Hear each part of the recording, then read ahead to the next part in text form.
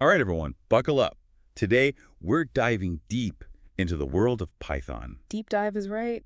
Yeah, but not just any Python. We're talking about how it makes decisions. Decisions, huh? It's kind of boring. Oh, trust me, it's anything but.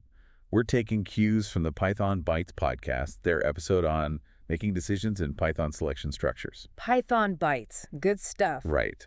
So we're going to uncover just how Python's decision-making makes it so powerful. The brains of the operation. Exactly. Like, think about it. In real life, we make decisions constantly, right? Like, if it's raining. Grab an umbrella. Exactly. Or, say, figure out if someone's old enough to drive. Oh, yeah. Classic example. These are things we do without even thinking, but for a program, it needs instructions.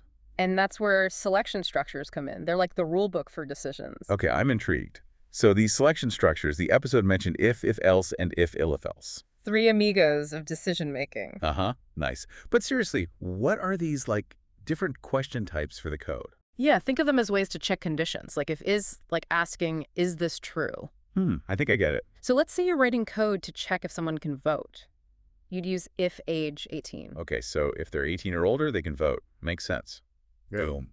Right on the money. Hmm. But what if they're not old enough? Good point. Does the program just stop? Nope. That's where if-else swoops in. It's like having a backup plan. So if the first check, if age 18 failed. Exactly. BLS kicks in. Maybe it prints a message like, sorry, you got to wait a bit longer. Okay, two paths. Right. I'm with you. But what if it's not so black and white, like grading a test? Ah, multiple possibilities. You hit the nail on the head. Yeah, the podcast talked about that. Seems more complicated. For sure. That's where the if-elif-else structure shines. It's like building a decision tree. Decision tree, huh? Yeah. Let's say you're grading quizzes. You could use it to check score ranges one by one. I see.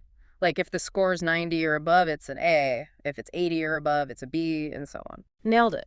The program keeps checking until it finds the right match, then bam. Oh, so it's more efficient than just having a bunch of separate if statements. Way more. If-elif-else keeps your code clean and organized. It stops checking once it finds the answer. Ah, smart.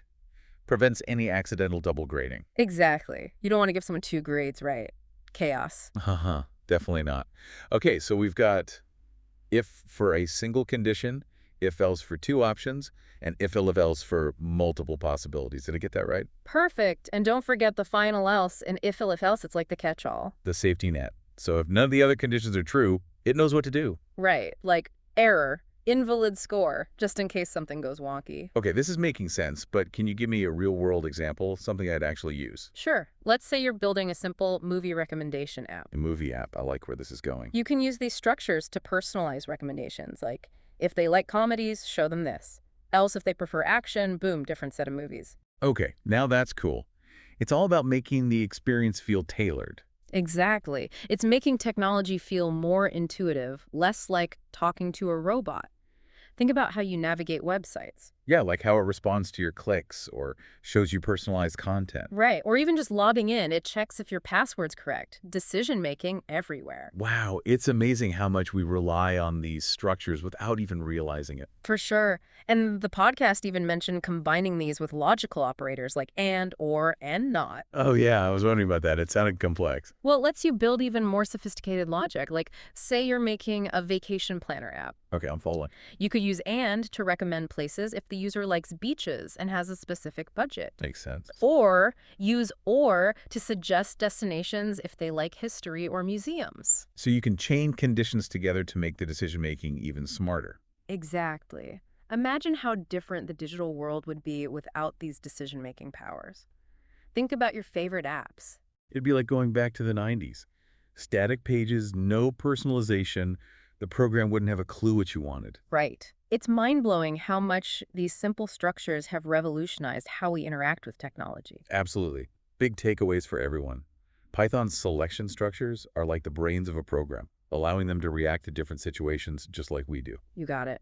And who knows what amazing things you'll discover as you keep exploring the world of programming. It's a constant journey of learning. Well said. We've only scratched the surface here today, but hopefully this deep dive has given you a taste of just how fascinating and impactful decision-making in Python can be. Keep on coding. Until next time.